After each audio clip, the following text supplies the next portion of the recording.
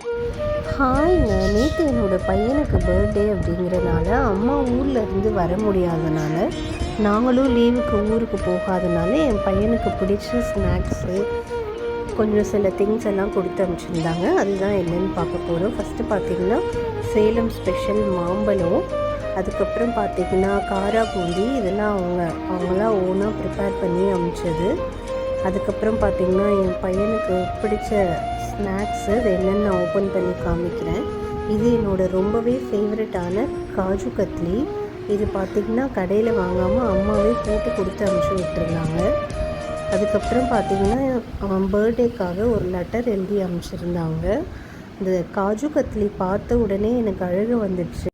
என்ன தான் நம்ம வீட்டுக்கார் நம்மளை நல்லா பார்த்துக்கிட்டாலும் அம்மா வீட்டிலேருந்து வரப்போ அது ஒரு ரொம்ப ஸ்பெஷலானது தானே. நம்ம ஊர்லேருந்து வந்திருக்கு நம்மளோட ஃபேவரட் பேக்கரி ஐட்டம்ஸ். அண்ட் இந்த ஜாங்கிரி எல்லாம் பார்த்திங்கன்னா எனக்கு அவ்வளோ பிடிக்கும். நான் மிட் நைட்லலாம் எழுந்திரிச்சு சாப்பிடுவேன், அவ்வளோ பிடிக்கும் எனக்கு. அதுக்கப்புறம் பார்த்திங்கன்னா நேற்று ஈவினிங் என் பையன் அவனோட ஃப்ரெண்ட்ஸ் எல்லாம் கூப்பிட்டு சிம்பிளாக கேக்கெல்லாம் கட் பண்ணிவிட்டு டின்னர்லாம் சாப்பிட்டு போயிட்டாங்க.